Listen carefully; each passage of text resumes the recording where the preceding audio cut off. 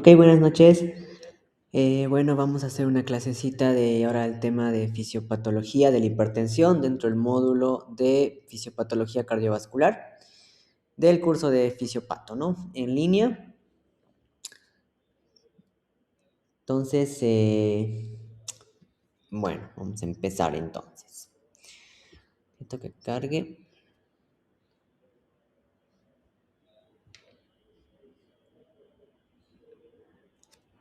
Listo. Entonces vamos a empezar con las definiciones y lo que es lo más relevante en cuanto a lo que es la hipertensión, ¿sí? Sabemos que la hipertensión es un estado de elevación continua de la presión arterial, lo que es el circuito más que todo arterial, donde el problema es a nivel microvascular. Las arteriolas, cuando aumenta su resistencia vascular, entonces es lo que condiciona a una hipertensión sistémica, ¿sí? Entonces, este tipo de patología que es muy común, de hecho, epidemiológicamente hablando, es una de las más prevalentes y de las que condiciona más que todo a patologías o enfermedades crónicas, ¿no? Con complicaciones a futuro. Por eso se dice que también la hipertensión es el riesgo primario para enfermedades especialmente cardiovasculares, logrando insuficiencias cardíacas, ¿no? Y también las causas de morbilidad y mortalidad a nivel mundial. En los adultos mayores de 18 años afecta el 24% de los casos en varones y el 20% en mujeres, ¿sí? Am, en cuanto a lo que es la clasificación de la hipertensión, tenemos los dos tipos, ¿no? Principalmente pueden ser hipertensión primaria, que es la esencial, que es lo que la mayoría de los pacientes pues llega a tener, ¿no? Hipertensiones esenciales donde no hay una causa como tal que pueda responder o que pueda decir el por qué la persona es hipertensa, ¿sí? Simplemente la persona aparentemente sana, sin ninguna patología de base o con morbilidades, de repente presenta o padece hipertensión arterial, ¿sí? Entonces, cuando no hay una causa como tal, es la hipertensión esencial. Pero si ya se encuentra alguna causa, una causa secundaria, sea por consumo de fármacos, el paciente padece de algún problema renal, insuficiencia renal crónica, algún problema endocrino, algún problema suprarrenal, dislipidemia, obesidad, es decir, cualquier patología de base que tenga y que sea una consecuencia de la hipertensión, ahí hablamos de hipertensiones secundarias, ¿sí? Entonces, esencial y secundaria.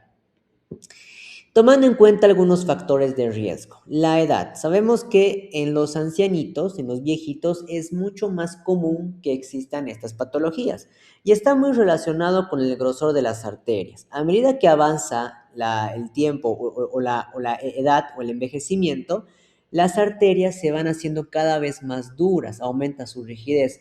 Las arterias, por ejemplo, elásticas, como la aorta o las arterias de distribución, son cada vez menos elásticas y son cada vez más rígidas y más duras. Eso condiciona a que padezcan de hipertensión arterial.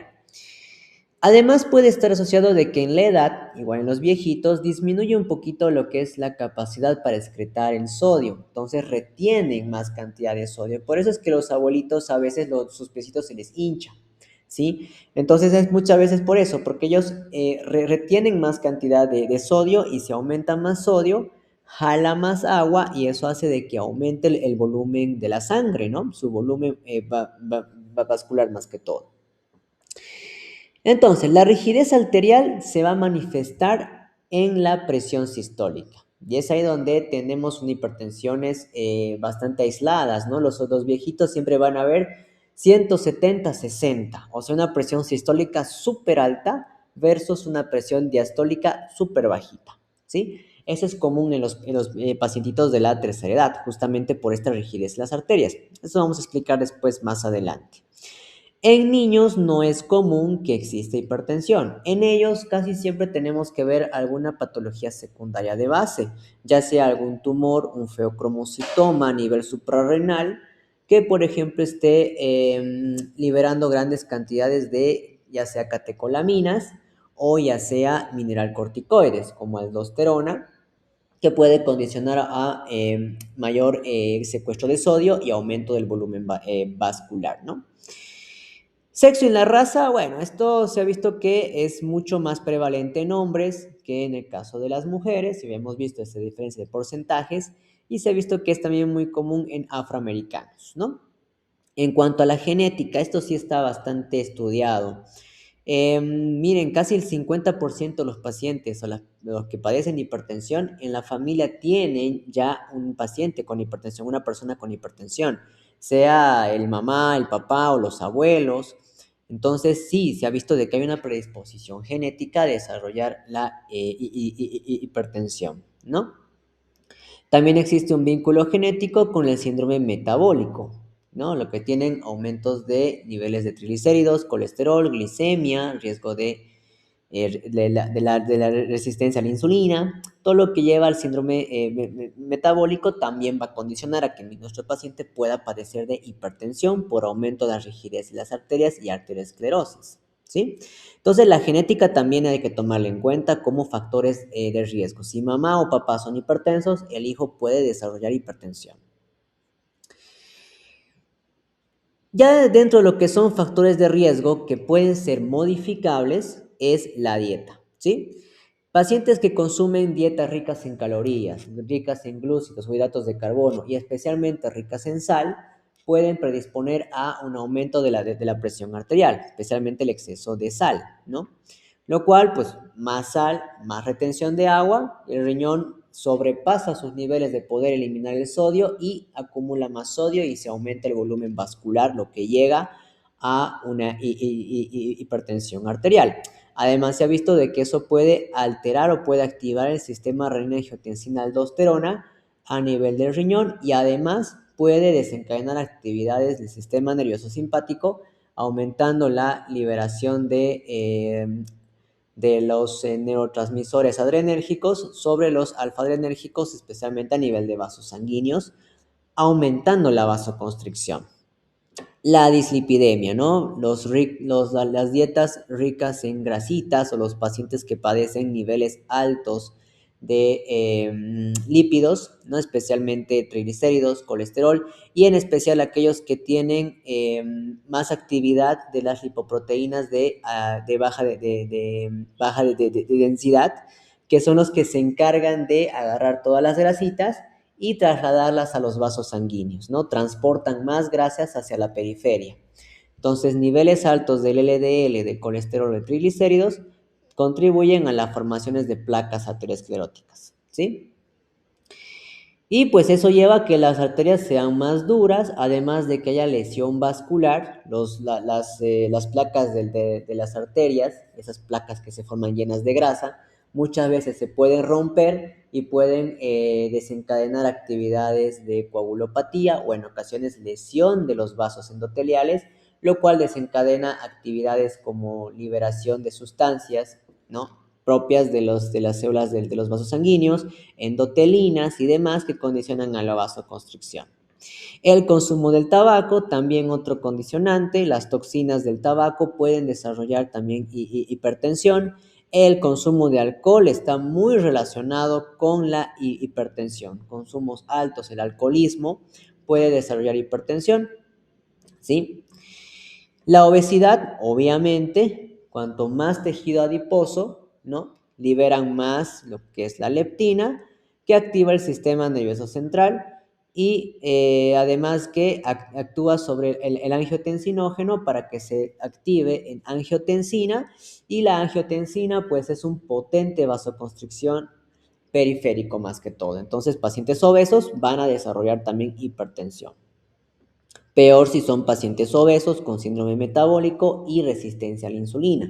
Tienen mayor predisposición a la hipertensión. El acondicionamiento físico también. Pacientes con mayor sin actividad física, los pacientes sedentarios, tienen mayor predisposición a la hipertensión versus los pacientes que tienen mayor actividad física o mayor ejercicio. Por ejemplo, se ha visto de que puede disminuir los riesgos de hipertensión arterial. Entonces son algunos factores que son modificables y que modificando esto disminuimos de que nuestro paciente pueda padecer hipertensión. Ya yéndonos entonces a lo que es la hipertensión secundaria, hemos dicho que la secundaria es por causa de algo, ¿no? Algo que se puede identificar.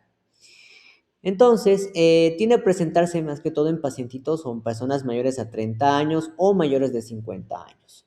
Por ejemplo, el consumo de sustancias, acá dice las drogas, ¿no? La cocaína, anfetaminas, que son drogas simpático-miméticas que van a actuar sobre los agonistas adrenérgicos, especialmente de los vasos sanguíneos, que pueden provocar no solamente aumento de frecuencia cardíaca, sino actividad simpática en general y vasoconstricción. Los medicamentos también, ahí están los descongestionantes anoréxicos, la eritropoyetina, los anticonceptivos orales que también estimulan la actividad simpática sobre los agonistas adrenérgicos de los vasos sanguíneos. El regaliz, que es una plantita que se ha visto que a veces está presente en algunos tabacos que usan para masticar. Entonces también es un simpático mimético que actúa sobre este mecanismo vasoconstrictor. Entonces también hay fármacos que actúan. Y dentro de las causas más frecuentes, dentro de los secundarios, los pacientes con nefropatías. Los nefrópatas van a desarrollar hipertensión. ¿Sí? Cualquier lesión que ocurra a nivel del riñón, intrarrenal, glomerular, glomerulonefritis, hasta la pielonefritis, quistes del riñoncito, tumores, cualquier cosa que afecte al riñón, afecta a los vasos sanguíneos del glomérulo y eso directamente condiciona a que se liberen sustancias vasoconstrictoras, entre ellas el sistema renina-angiotensina-aldosterona, y se desencadena una hipertensión. Las afecciones córticos suprarrenales también, ¿sí? La aldosterona, el hiperaldosteronismo también condiciona mayor retención de sodio y por lo tanto mayor retención de agua y además actividades aumentando el volumen vascular y aumentando la presión arterial. El feocromocitoma, que es un tumor propio de la glándula suprarrenal, que también puede afectar liberando tanto catecolaminas, adrenalina, noradrenalina, ¿sí? Y también mineralcorticoides. Todo eso, hipertensión arterial sostenida. Y esto mucho vamos a ver en pacientitos jóvenes a veces también, ¿no? Coartaciones aórticas también condiciona hipertensión arterial por lesiones endoteliales, ¿sí? Entonces, dentro de las más frecuentes como causas secundarias de hipertensión. Entonces, si ven un paciente muy jovencito, menor a 30 años, o alguien que debuta con crisis después de los 50 años, que esto pasa, hay pacientes de 60 años que todas sus presiones eran normales, llegó un día a la consulta y de repente las presiones han empezado a estar subiendo cada vez más. Entonces le preguntamos si ha tenido hipertensión antes, si ya le han dado algún tipo de medicación, y el paciente dice que no. Según su historial clínico, manejaba buenas presiones. Entonces, cuando tenemos este tipo de casos, pacientes que están iniciando una hipertensión a esta edad, podemos primero ver si no hay alguna enfermedad de base, algún problema renal que esté teniendo el paciente, alguna neoplasia, un tumor en glándula suprarrenal o algún fármaco o algún medicamento que esté tomando que es simpático mimético y que le está provocando este aumento de la presión. Sí, hay que descartar algo que les puede estar generando. Igual en los menorcitos de 30 años, no es muy común en un joven que me desarrolle hipertensión, salvo que sea un paciente con obesidad. Ahí ya el factor de riesgo lo estamos viendo con los propios ojos, ¿no? Si es un paciente con sobrepeso, diabético, dislipidémico, entonces es más que todo por eso. Y esto mucho se está viendo en los adolescentes. Hoy en día la obesidad adolescente o la obesidad en este grupo etario es muy elevada. Entonces, pues se están desarrollando hipertensiones a muy temprana edad. ¿Qué nos dice entonces la American Heart Association? Nos dice, bueno, ahora las categorías de la presión arterial son las siguientes. Se considera normal u óptima cuando tenemos una presión sistólica menor a 120 y una diastólica menor a 80. Ya se considera elevada, o también la llaman normal alta, de 120 a 129 sistólica y menos de 80 la diastólica. Ya se considera hipertensión en etapa 1 de 130 a 139 y una diastólica de 80 a 89. ¿No? Entonces, esto un poquito modificado. Este es del 2025, el año pasado. Hipertensión en etapa 2 de 140 o más y una diastólica de 90 más. Ya hablamos de hipertensión grave o emergencias hipertensivas cuando ya superamos los 180. Antes se lo consideraba hasta 160 por arriba como crisis hipertensiva, pero ahora se está viendo que ya se la considera como una emergencia arriba de 180, ¿no? Y una diastólica superior a 120, ¿sí? Entonces, esto ya es una de las categorías que se está manejando según la American Heart Association, ¿ok? Bien, entonces ya dentro de los conceptos generales, lo inicial, un poquito para recordar cómo es los factores de riesgo de la hipertensión, pues ahora vamos a ver entrando ya a las puertas de la fisiopatología. ¿Dónde se regula la presión arterial? Tenemos sitios anatómicos, en los vasitos y en el riñón, ¿sí? Y también aquí tenemos que aumentar el sistema nervioso autónomo y algunas moléculas bioquímicas que ahí también están participando que regulan la presión arterial.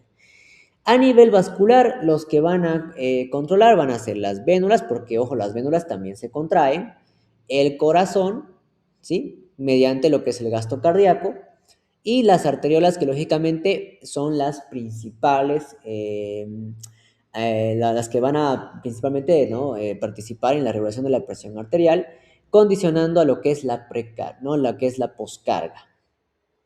El riñón, obviamente, mediante su sistema renina-angiotensina-aldosterona, ¿sí? Y además la absorción más de sodio y de agua. El sistema nervioso autónomo mediante el sistema nervioso simpático, ¿ya? Y mediado o modulado por lo que son los varoreceptores, que son esas, yo les llamo como las estaciones que se encuentran a nivel de las paredes de los vasos, que detectan la presión que ejerce la sangre sobre ellos mismos.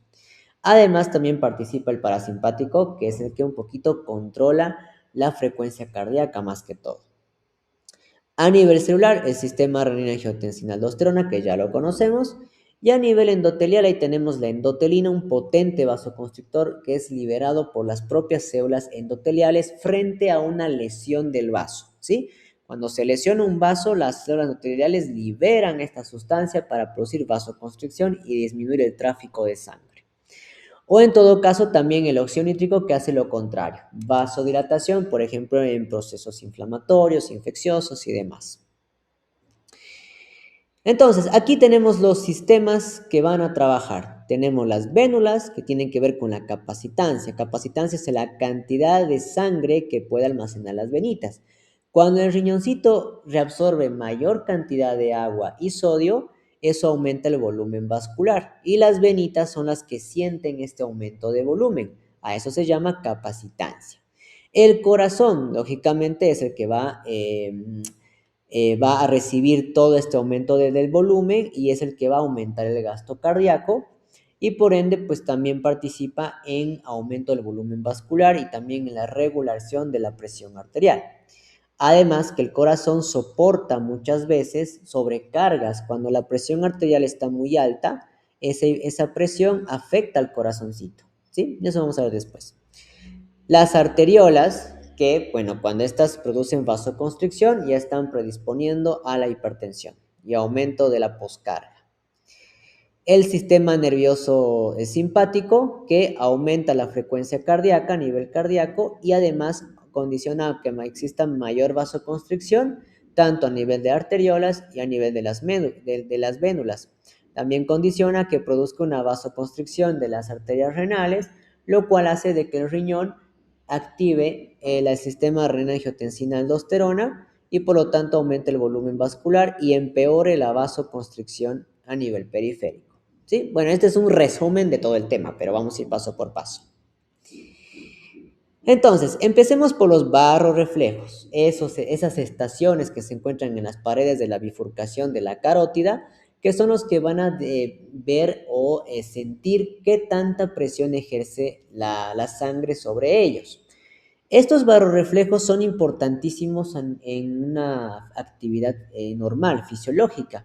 Gracias a ellos, cuando cambiamos de posición o nos levantamos, digamos, de la cama o de la silla o de una postura en la cual estamos mucho tiempo, donde la sangre se encuentra mucho más tiempo por debajo del corazón, ¿ya? Estos barorreflejos son los que van a mandar señal al cerebro para que cuando nos paremos de golpe o nos levantemos, automáticamente el cerebro mande una respuesta simpática aumentando la frecuencia cardíaca, pero más que todo aumentando la vasoconstricción.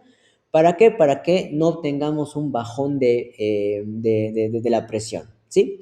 Este sistema de barorreflejos está un poquito ya retrasado o alterado en pacientes ya de 70 u 80 años. Por eso siempre van a escuchar a los viejitos o a los abuelitos, se levantan y les viene como un mareíto o casi siempre están medio mareaditos al levantarse de la cama después en las mañanas, ¿no? Dice, doctor, en las mañanas me levanto y me viene un mareo y ando con un mareo y como que me quiero caer. Y le pregunto, ¿y ese mareo continúa? Y me dicen, al transcurso del día se me va pasando. Entonces, es muchas veces porque su sistema de barrorreflejos ya es un poquito más lento. O también porque las arterias ya no responden mucho a este estímulo. Entonces tarda un poquito más y eso hace de que les vengan como un mareíto, como este problemita, ¿sí? ¿Cómo actúa entonces este sistema de barorreflejo?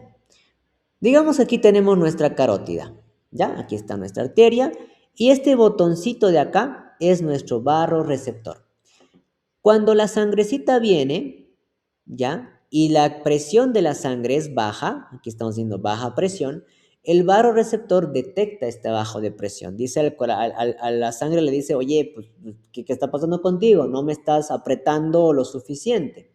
Entonces, como el barorreceptor está captando que la presión de la sangre es bajita, le va a mandar un mensajito al sistema nervioso central, especialmente al tronco cerebral, la médula espinal y el área motora, que va a mandar una señal ya mediante la vía simpática, porque el cerebro va a decir, ok, la presión está baja, voy a aumentar la presión. La respuesta es simpática, especialmente motora, donde va a ir al corazón y obviamente va a liberar adrenalina, noradrenalina y estos van a ir sobre los receptores beta del corazón aumentando la frecuencia cardíaca y si aumento la frecuencia cardíaca aumento el gasto cardíaco. Primer punto. Si aumento el gasto cardíaco, aumento el volumen vascular. ¿Sí? Bien. Entonces, más sangre, mayor presión. Segundo, va a ir a las arteriolas y en las arteriolas va a producir una vasoconstricción. Y al producir vasoconstricción, entonces automáticamente va a aumentar la presión arterial. Aumenta la capacitancia vascular a nivel de las vénulas y por lo tanto aumenta la presión y ya esto ha sido solucionado. Esto ocurre en milisegundos cuando cambiamos de posición. Nos levantamos, nos paramos o cambiamos de posición. Esto ocurre en milisegundos, ¿sí? Es así como regula el sistema nervioso simpático la presión gracias a estos barorreceptores. ¿Qué pasa pero cuando ya la presión está muy alta? ¿Sí? Dice, ok, ya el botoncito dice, ya como que te estás pasando sangre y estás muy, pero muy potente. Entonces el barorreceptor igual le manda señal al sistema nervioso central, tronco cerebral, pero la respuesta ya no es simpática. La respuesta ya va a ser inhibitoria sin simpática, ¿sí? Entonces la respuesta va a ser más que todo baja la actividad cardíaca, una respuesta más parasimpática, ¿sí? Y va a inhibir la actividad simpática, es decir, va a disminuir la frecuencia cardíaca y va a disminuir el gasto cardíaco, ¿ok? Y va a intentar disminuir la presión arterial, disminuyendo la resistencia vascular periférica. Entonces, es así como funciona este barorreceptor frente a bajas presiones y frente también a altas presiones. Muchas veces este sistema a veces falla o entra en un círculo vicioso que ahorita vamos a ver y es ahí donde se produce la hipertensión. Vámonos al otro mecanismo de regulación de presión, que es el riñón. Este es uno de los más culpables, ¿sí? Este tiene una participación muy grande en la presión arterial. El riñón entonces es el órgano dominante, por eso de la regulación de la presión arterial, especialmente a largo plazo. Por ejemplo, cuando cambiamos de postura, no, el que trabaja no es el riñón, es el sistema nervioso, porque el riñón pues tarda un montón en regular. Pero ya cuando se trata de algo mucho más largo o el paciente está presentando niveles bajos de presión muy, muy importantes, ya recién el riñón ahí empieza a preocuparse y es ahí donde actúa, ¿sí? Entonces, la regulación de la presión arterial por parte del riñón con la disminución del volumen de sangre. Yo siempre digo, el riñón le gusta que le llegue sangre, el riñón no le importa a los demás órganos. Dicen, a mí me tienes que dar el 60% del volumen sanguíneo. Si no me das eso, yo no voy a trabajar y te voy a causar muchos problemas.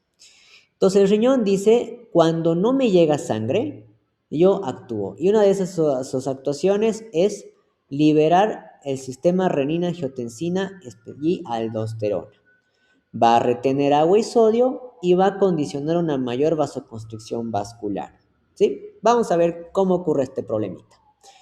Por alguna razón ha bajado el flujo de sangre. Digamos, insuficiencia cardíaca. En insuficiencia cardíaca es algo a largo plazo, ¿cierto? El corazón es insuficiente, la capacidad de bomba del corazoncito es insuficiente, el gasto cardíaco es bajito. El riñón dice, oye, ¿qué te pasa? ¿Por qué no me estás dando el volumen de sangre que necesito para trabajar? ¿No me vas a dar sangre? Bueno, yo me voy a poner las pilas. Baja el flujo de sangre y el vaso renal o los vasos del riñoncito también tiene sus receptores barroreceptor. Él es el que le va a decir al riñón en general, oye, no tenemos sangre. Ok, el riñón dice, células yuxtaglomerulares, hagan lo suyo. Libera renina, la renina activa la angiotensina mediante la enzima convertida de angiotensina, que normalmente esta conversión ocurre en los pulmones, la convierte en angiotensina 2. La angiotensina 1 es un vasoconstrictor, pero no es muy potente. ¿Sí? A lo mucho produce una leve vasoconstricción a nivel dentro de los glomérulos, pero no más. La angiotensina 2, esta sí es la potente. Esta sí produce vasoconstricción periférica a nivel de la microcirculación, de las arteriolas y las vénulas. La angiotensina entonces va a producir vasoconstricción y además va a ir hasta la glándula suprarrenal y le va a decir a la glándula suprarrenal, a la corteza, oye, libérame aldosterona, mineral corticoide. La aldosterona se libera.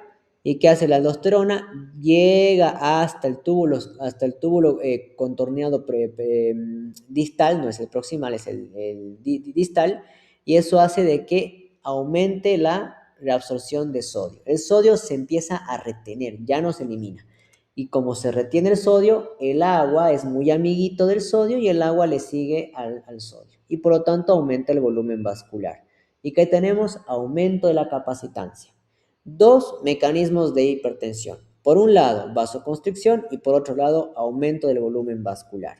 Y ahí están los dos mecanismos del riñón. Vasoconstricción de la arteriola renal, pero también a nivel sistémico.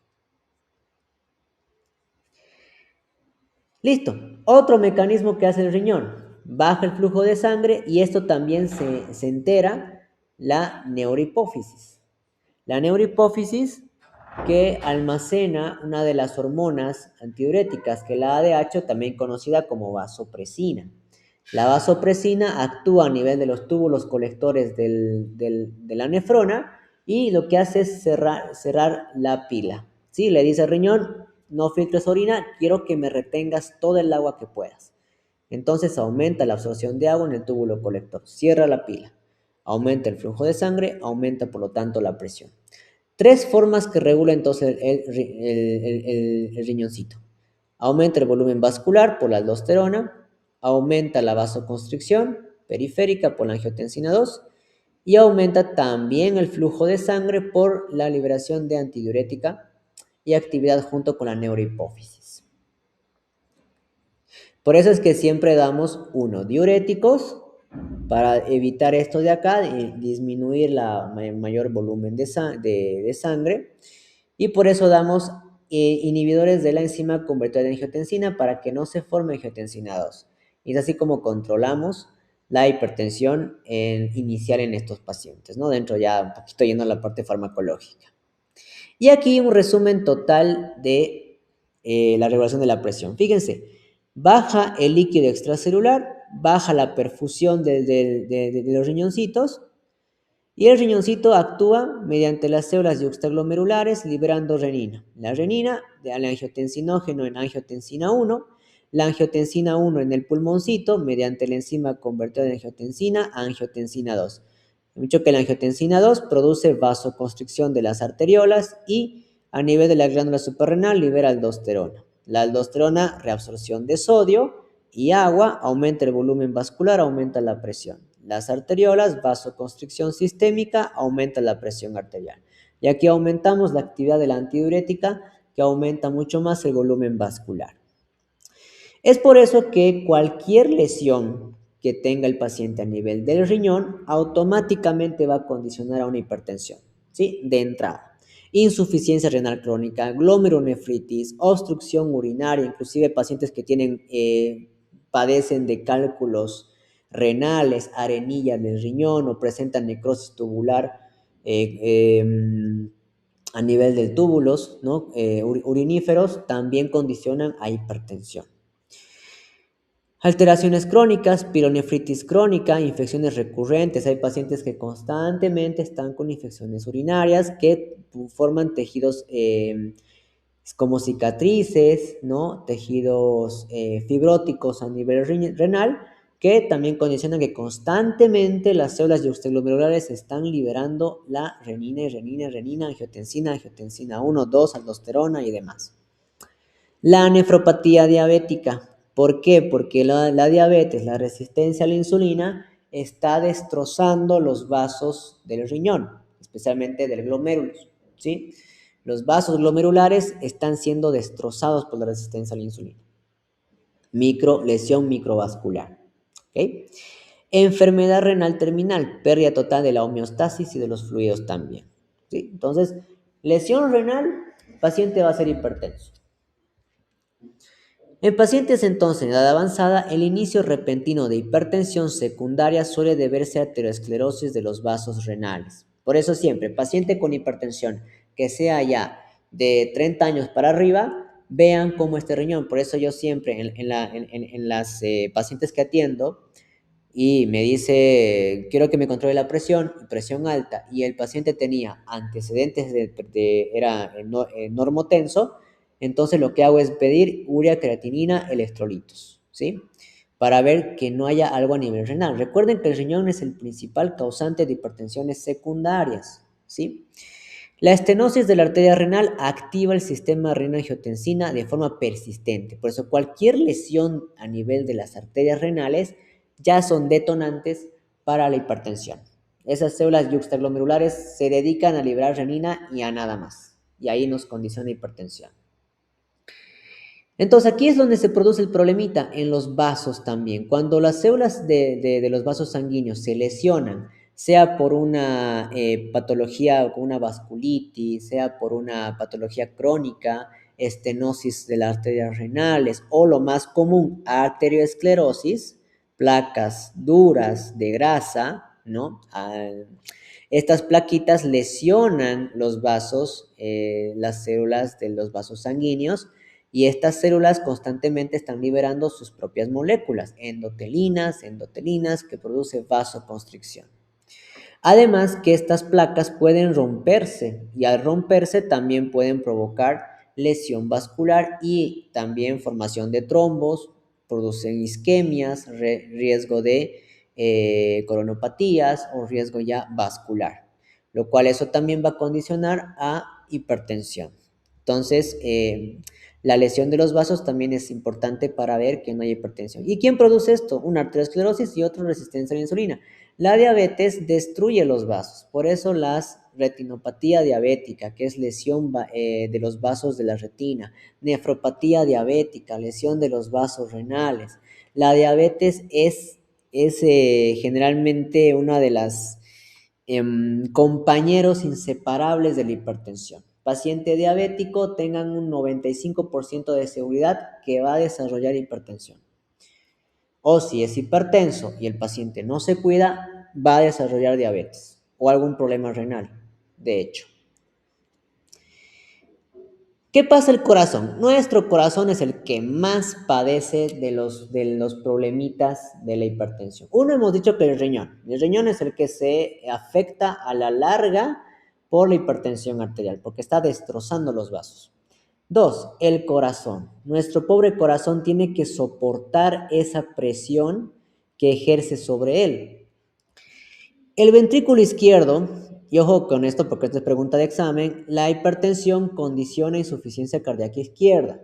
al principio y luego va a llegar a la derecha, de hecho. Pero inicialmente afecta al ventrículo izquierdo, donde puede causar remodelación cardíaca. ¿Cómo ocurre esto? El ventrículo ya tiene que vencer la presión que ejerce la aorta en condiciones normales. ¿Cuál es esa presión? La presión diastólica, ¿sí? La presión sistólica, 120 más o menos. Cada que nuestro ventrículo se contrae, ejerce una presión entre 120 y 125 para vencer la presión de la aorta y las paredes de la aorta y poder bombear la sangre. Y cuando se relaja el ventrículo, la presión baja entre una presión de 60, 70, lo cual eso es lo que decimos, presión normal 120, 60, 120, 70, ¿no? ¿Qué pasa en un paciente hipertenso? La aorta está ejerciendo una presión mucho más alta sobre el ventrículo. El ventrículo dice, oye, pero no tengo tanta fuerza para poder vencerte, aorta. ¿Cómo voy a hacerle? Con mis apenas 120 no va a alcanzar para abrir esta válvula y sacar mi sangrecita. Eso se llama sobrecarga cardíaca por hipertensión. ¿Qué va a hacer el ventrículo? Va a decir, ni modo, voy a tener que aumentar mi grosor, hipertrofia de ventrículo izquierdo. El corazón tiene que compensar esa diferencia de presiones. Se hipertrofia y al hipertrofiarse es la única forma que el ventrículo puede vencer esta presión y llegar a bombear la cantidad de sangre necesaria. Pero aún así, la cantidad de sangre que bota el corazoncito es muy baja. El gasto cardíaco sigue siendo bajo. Y el riñón se sigue quejando. Dice, oye, pero me sigues mandándome poquísima sangre. Ni modo. Renina, angiotensina, aldosterona. Más vasoconstricción, más hipertensión. Círculo vicioso. Y es ahí donde entra el círculo vicioso el paciente y por eso es que tiene hipertensión arterial todo el tiempo. Por eso es que también los fármacos que damos para la hipertensión, lo que queremos es proteger al corazón. Algunos son considerados cardioprotectores por este motivo. Estamos aliviándole al corazón. Le estamos diciendo, corazoncito, te vamos a salvar. Los IECAs, los ARAs, ¿sí? Son considerados tanto nefroprotectores a dosis adecuadas, pero también pueden ser cardioprotectores porque van a evitar la remodelación cardíaca. ¿Ok? Otro que sufre las consecuencias de la hipertensión, el cerebro. Peor si el paciente tiene predisposición a paredes de los vasos superdelgaditos, los aneurismas, ¿no? Cuanto mayor sea la presión, hay mayor riesgo de que estas paredes se rompen y se produzcan ACVs hemorrágicos, ¿no? Accidentes o ictus cerebrales de origen hemorrágico, lo cual inclusive puede condicionar la vida del paciente, ¿cierto? O en el peor de los casos puede haber aterosclerosis, donde las paredes de los vasos cerebrales son tan duros, tan rígidos, que apenas puede pasar la sangre por acá. Y ese pequeño volumen de sangre puede condicionar a isquemia y provocar ACVs isquémicos, necrosis de tejido vascular, ¿sí? Entonces, la hipertensión también condiciona a accidentes cerebrovasculares, ya sea hemorrágicos o ya sea isquémicos. En ocasiones, si estos vasos tienen también placas o émbolos, puede condicionar a coágulos y también pues, puede provocar ACVs isquémicos por trombosis. Por eso es que se dice que la hipertensión es la enfermedad silenciosa, es el asesino silencioso. El paciente no sabe que es hipertenso cuando de repente ve que sus pies se hinchan, deja de orinar, empieza a tener problemas a nivel del corazón, disnea, se cansa más rápido, empieza a tener dificultad para respirar o en el peor de los casos tiene un accidente vascular. La nefroesclerosis, entonces, es una de las consecuencias más características de pacientes que padecen hipertensión. Cuanto menos sangre le llega al riñón, porque hay una hipertensión sostenida, los vasos se están contrayendo y el riñón cree que aumentando su presión va a mejorar la situación, pero en realidad lo que está haciendo es empeorar las cosas. Entonces, ¿qué va a hacer? Constantemente le va a llegar menos y menos y menos sangrecita al riñoncito. Eso va a hacer de que ocurra una isquemia, ¿sí? Volúmenes tan bajos de sangre en el riñón condiciona una isquemia y por lo tanto condiciona a necrosis tubular, que es lo que va a llegar al final en una insuficiencia renal crónica, ¿no?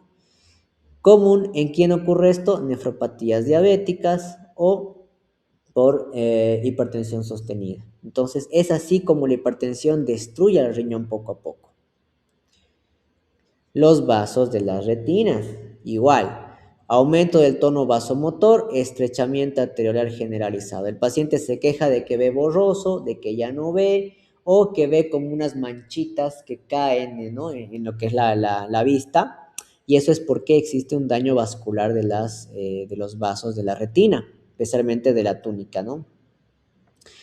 La hiperplasia de la túnica media y degeneración hialina que puede llevar inclusive a la ceguera. Entonces, los pacientes diabéticos por eso es que desarrollan las retinopatías diabéticas. ¿Por qué? Porque pues, destruyen los vasos y también la hipertensión. El paciente siempre va a decir, me duele la cabeza, veo borroso, uy, listo. Tómenle la presión inmediatamente. Vean cómo está su presión. Lo más seguro es que tenga un cuadro de hipertensión, una crisis hipertensiva. En la mujer embarazada la preeclampsia es también una de las causas altas de mortalidad materno-fetal. ¿Ya? Hay lo que es la hipertensión inducida por el embarazo y hay lo que es la preeclampsia. La preeclampsia es cuando ya la paciente empieza a tener los signos y síntomas característicos de la preeclampsia, como la proteinuria, edema de miembros inferiores y en el peor de los casos puede presentar cefaleas, visión borrosa, disfunción hepática, disfunción también de las plaquetas, anemia hemolítica, lo que condiciona a un síndrome de HELP, que eso ya es altamente crítico. Si no se realiza el parto inmediatamente en estas pacientes, pueden llegar a la eclampsia. La eclampsia ya es una situación crítica de las pacientes embarazadas por hipertensión, donde ya hay crisis convulsivas, ¿no? Y puede llegar la paciente a fallecer. Por eso las preeclampsias son una de las principales causas de mortalidad materno-fetal. Puede existir trombocitopenia, recuento de plaquetas menor a 100.000. Disfunción hepática. El hígado es el que más se lesiona por la vasoconstricción sostenida, lo cual puede haber transaminasas hepáticas totalmente alteradas, ¿no? Elevadísimas. Insuficiencia renal. Vamos a ver niveles de creatinina súper elevados, edema de pulmón y alteraciones también neurológicas, como alteraciones visuales o en el peor de los casos convulsiones. ¿Cómo ocurre esto? Todo tiene que ver con los vasos del sincitio trofloblasto de la placenta, ¿sí? Muchas veces los vasos placentarios que se van formando para ir directamente hacia el feto, ¿ya? Estos vasos normalmente pueden llegar a liberar ciertas sustancias, pero con estas sustancias vasoconstrictoras como la endotelina, entre otras sustancias, se liberan de forma excesiva, lo cual va a generar una vasoconstricción sostenida de los vasos placentarios y eso va a condicionar a la preeclampsia, ¿sí? El culpable de la preeclampsia es la placenta, donde ha habido un mal, digamos, génesis o formación de los vasos placentarios con liberación excesiva de moléculas provasoconstrictoras, entre ellas endotelinas, ¿sí? Estos mediadores dañan vasos sanguíneos no solamente de la placenta, sino también de todo el cuerpo en general, logrando hipertensión. El bebecito, como hay una vasoconstricción, la cantidad de sangre que le llega al bebé es poquita. Entonces los bebés nacen chiquititos. A eso se llama restricción de crecimiento intrauterino, secundaria a una preeclampsia. Todos los bebés nacen súper pequeñitos. Complicaciones graves, la eclampsia. Aparición de convulsiones debido a daño ya neurológico. El síndrome de HELP, cuando ya hay una falla hepática importante. Puede llegar a producir hemólisis, elevación de enzimas hepáticas y bajo recuento de plaquetas. Y en el peor de los casos, falla multiorgánica, coagulación intravascular diseminada, hemorragias cerebrales, hepáticos, renales y la paciente inclusive pueden fallecer. En los niños y adolescentes es raro ver hipertensión, no es común, y si encuentran un niño o un adolescente con hipertensión, entonces veamos algún cuadro, algo secundario, ¿no? Que no es difícil que sea por algo primario. Entonces hay que ver si no tiene alguna lesión renal o un problema congénito renal, un problema cardíaco, tal vez congénito, alguna más, un tumor suprarrenal, o si ya es un paciente, es un niño con sobrepeso, ¿no? Con obesidad, que también puede predisponer a resistencia a la insulina y también a la riesgo de hipertensión. Es así que en los niños nos basamos en tablas específicas, que esto lo van a ver en pediatría. Son tablas donde ahí vemos de acuerdo a la edad, en este caso es en niñas, de acuerdo a la edad y cuál es lo normal que debería mantener su presión sistólica y diastólica para ir controlando, ¿no? Que no haya hipertensión también en los niños. Más que todo tiene que ver con la dieta y la alimentación. Muchos están sobrealimentando a los niños hoy en día. En los adultos mayores es común que aumente la presión, pero ojo, también veremos cómo está el riñoncito en ese pacientito de la tercera edad, cómo está el corazón, si no tiene antecedentes de una cardiopatía, patologías de las válvulas cardíacas, o se ha padecido de infartos a lo largo de su vida. Entonces siempre hay que ver cómo ha llevado la vida la persona o cómo está a nivel sistémico, ¿no? Es común en ellos, como hemos dicho en la parte inicial, de que las arterias sean más duras, ya es común. Por eso es que ocurren las hipertensiones sumamente aisladas. ¿Qué pasa en estos pacientitos, los de tercera edad? La aorta está bien dura, ¿sí? Durísima. Es normal, las paredes de los vasos se hacen menos elásticos. El corazón bombea la sangre, ¿sí? Entonces, como bombea sangre, el ventrículo hace un sobreesfuerzo para poder vencer esa fuerza de una aorta bien dura. Eso es lo que se representa en una hipertensión sistólica, presión a veces de hasta 170. Ok, pum, bota la sangre. Ahora, esa aorta, ya una vez que, bueno, ha recibido todo ese bombeo de sangre de que me ha dado una presión sistólica de 170, ¿sí? Esa aorta no tiene ya la capacidad o la energía suficiente para mantener su tono. Entonces, baja su tono vascular y eso hace de que se represente en una diastólica súper baja. Por eso es que los ancianitos tienen 170-60, 180-70, o sea, súper aisladas, una sistólica re alta y una diastólica súper baja. Cuando esa diferencia entre sistólica y diastólica es muy marcada, tampoco es tan normal. Podemos estar frente a una aterosclerosis de aorta o un problema de aorta importante. Y si ustedes le sacan una placa de rayos a ese paciente de tórax, van a ver un botón aórtico bastante grande, bastante grueso, ¿no? Por una aterosclerosis aórtica. El riesgo de estos pacientes que tienen una presión súper aislada entre sistólica y diastólica es que puede llegar a tener problemas como coronopatías, ictus a nivel cerebral, porque en una de esas, si el abuelito se asusta o existe un aumento de presión brusca, esos 170 puede llegar hasta 200 y le puede producir un ictus cerebral. Son muy peligrosos cuando las diferencias son bien marcadas. Eso hay que tener en cuenta y mejor una valoración por cardiología. No lo tomen tan normal, eso tampoco. Entonces dice, hipertensión sistólica aislada no es solo un hallazgo de envejecimiento, sino una señal de que la aorta perdió su función de amortiguador elástico.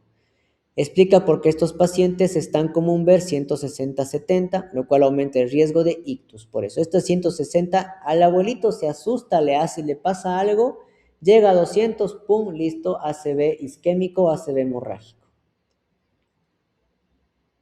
Y bueno, eso sería todo en cuanto a hipertensión, la fisiopatología. Chito, voy a detener la grabación.